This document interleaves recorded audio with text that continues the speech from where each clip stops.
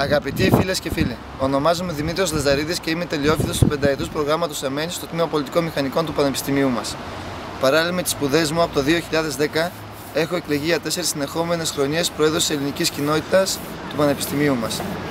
Από την πρώτη μέρα της εκλογής μου, πρωταρχικός μου στόχος ήταν και η καλύτερη δυνατή προβολή τόσο της ελληνικής όσο και της αδερφής κυπριακής κοινότητας στο ευρύτερο χώρο του Πανεπιστημίου του ΣΑΡ. Αυτό που μένει από τον Λαζαρίδη Δημήτριο είναι ότι από την πρώτη στιγμή που εκλέγεται σαν πρόεδρος του Hellenic Society, όπως προείπε, είναι ότι προσπάθησε σε συνεργασία και με όλα τα μέλη των δύο κοινοτήτων, τόσο του Hellenic όσο και του Cypriot, να προβάλλει στο μεγαλύτερο βαθμό την ελληνική κουλτούρα, καθώς και να διατηρήσει τα ήθη και έθιμά μας της πατρίδας μας στο εξωτερικό, με εκδηλώσεις όπως είναι τα Greek Nights, παραδοσιακό φαγητό, συχνές επισκέψεις σε εκκλησίες, ζωντανή μουσική και άλλα πολλά.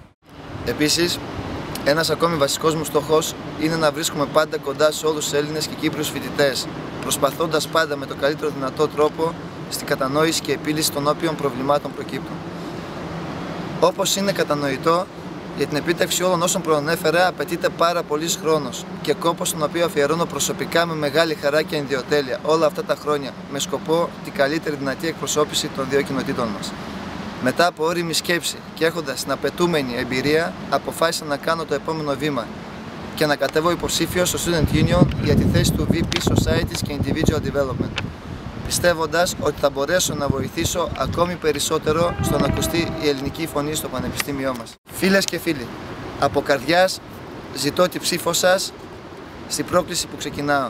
Ελάτε όλοι μαζί να γίνουμε αρρωγοί σε αυτή μου την προσπάθεια, δείχνοντας ότι ενωμένοι όλοι μαζί, Έλληνες και Κύπριοι, μπορούμε να καταφέρουμε πάρα πολλά. Η συμβολή σας στην προσπάθεια την οποία ξεκίνησα θα είναι ακόμη μεγαλύτερη, προωθώντας την υποψηφιότητά μου σε φίλους μη Έλληνες, σε φίλους σας μη Έλληνες και Κύπριους. Διότι ο ανταγωνισμός είναι μεγάλος και κάθε ψήφος είναι πολύτιμη και κρίσιμη. Οι εκλογές θα διεξαχθούν στις 27 και 28 Φεβρουαρίου και η ψηφοφορία θα είναι online με link που θα σταλεί στο προσωπικό email του Πανεπιστημίου.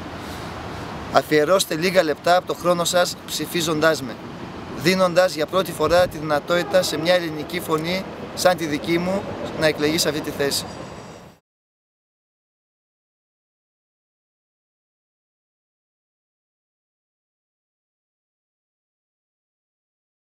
Αυτό που μένει από τον Λαζαρίδη Δημήτριο είναι ότι, όπως προείπε από την πρώτη στιγμή που εκλέγεται σαν πρόεδρος του Hellenic Society το 2009, 2010 πένει, 2010? It's 2010, I said 2009. Man, I'm improvising, that's why. Okay, keep it on. Αυτό που μένει από τον Λαζαρίδη Δημήτριο είναι ότι